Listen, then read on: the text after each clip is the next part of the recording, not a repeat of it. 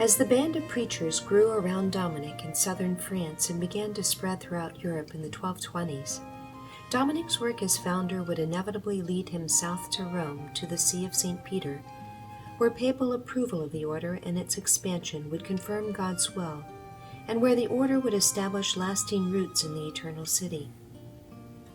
In 1221, the immediate project of establishing a reformed monastery brought Dominic to San Sista.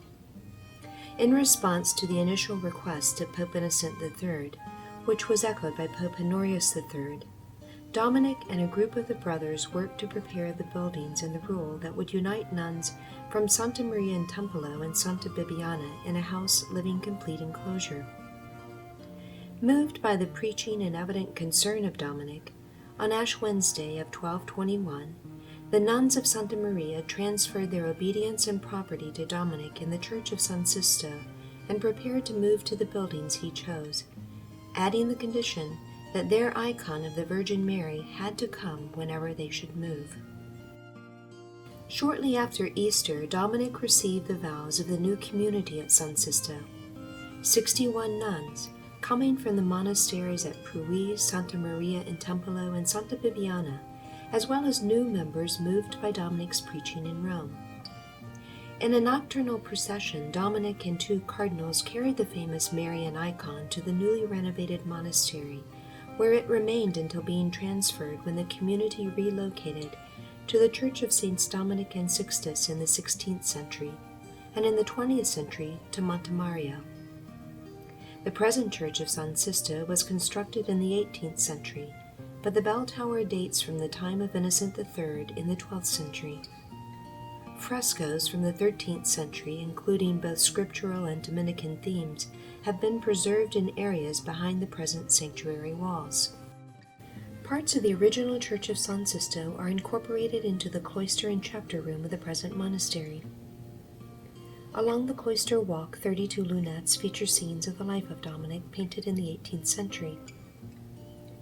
Paintings that retell the life of Dominic in Rome, most notably the 2 miracles that occurred through Dominic's intercession during his stay at San Sista, likewise decorate the walls of the chapter room. One painting depicts Dominic's life-giving prayer for the construction worker who suffered accidental death while working on the monastery. A second shows the miraculous restoration to life of a cardinal's nephew after he was trampled by a horse. Down the cloister walk, one comes to the refectory in which another miracle occurred through Dominic's intercession. When the brothers were occupying the monastery, one day they lacked bread for their meal. Dominic asked them to gather for prayer and attentive listening to the reading at table, and as they listened, 2 angelic figures appeared and passed bread enough for all to eat. The miracles of this period of Dominic's life reflect well the graces that the Lord gave to so many through his faithfulness.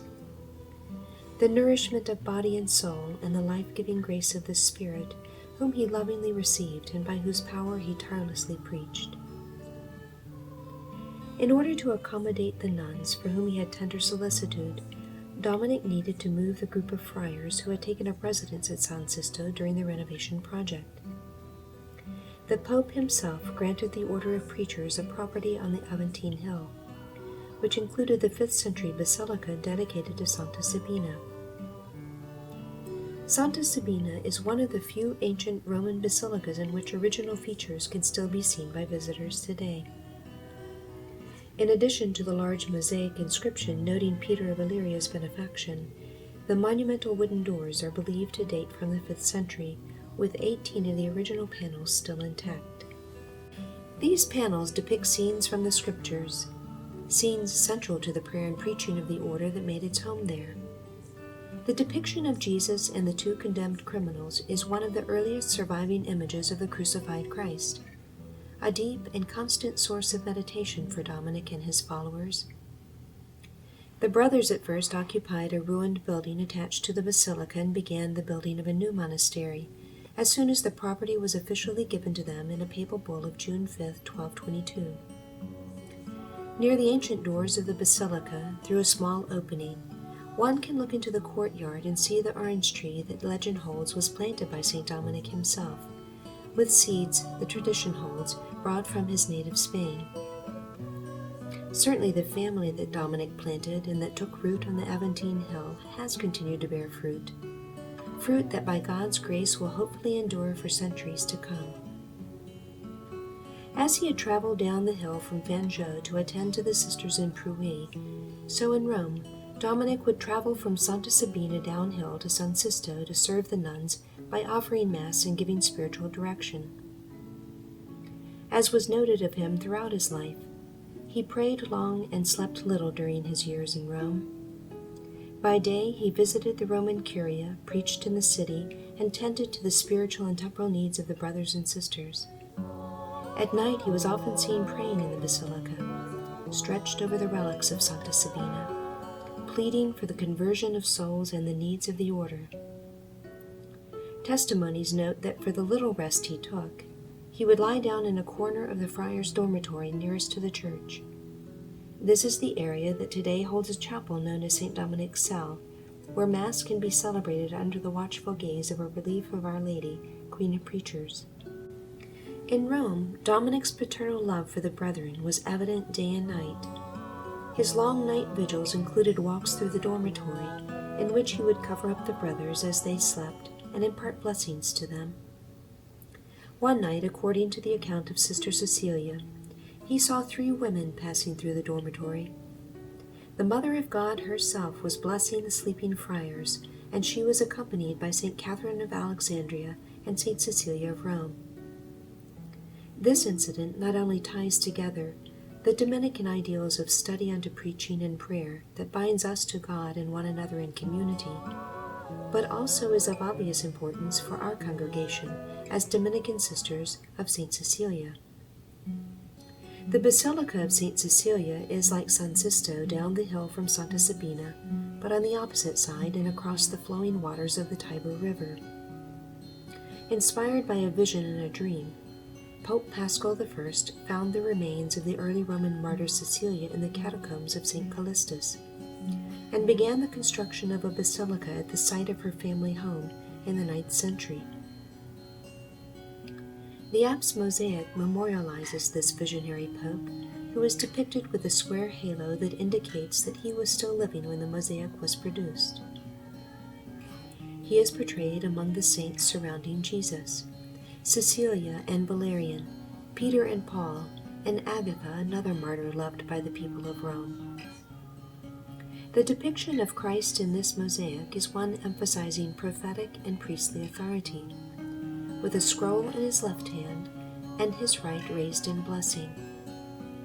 The lambs below reflect the apostles to whom Christ entrusted the task of tending his flock, and who, like Cecilia, were willing to shed their blood in testimony to the Lord.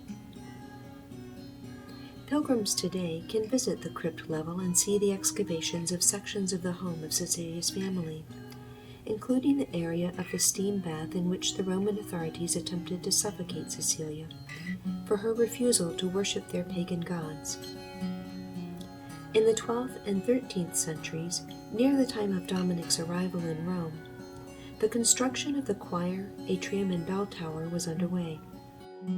In 1599, Cardinal Paolo Sfondrati had the body of Cecilia exhumed. Those present for the uncovering of the body were astonished to find her body incorrupt. The cardinal asked the sculptor Stefano Maderno to memorialize in marble the graceful figure of Cecilia, lying on her side with the marks of her execution for the sake of Christ visible. The original sculpture now rests below the main altar of the basilica, while a copy can be found in the catacombs where her body first was laid to rest. Further below the sanctuary is the Cryptid Chapel, where mosaics link Cecilia's sacrifice for Christ to that of her husband Valerian and his brother Tiburtius, fearless soldiers for Christ, as well as to Agnes and Agatha, other virgin martyrs who witnessed to Christ in purity of heart and perseverance unto death. Behind the grille of this chapel, the remains of Cecilia and her saintly husband, brother-in-law, and Maximus, as well as 2 martyred popes, Urban I and Lucius I, still speak of a strength of faith that far outlived the illusory might of imperial Rome.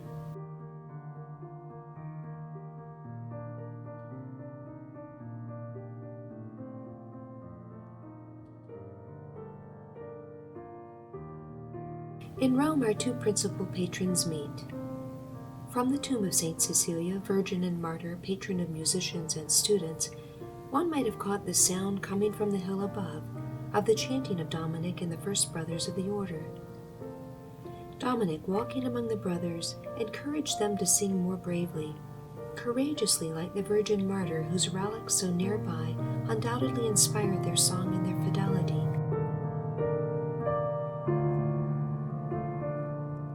As she still does ours.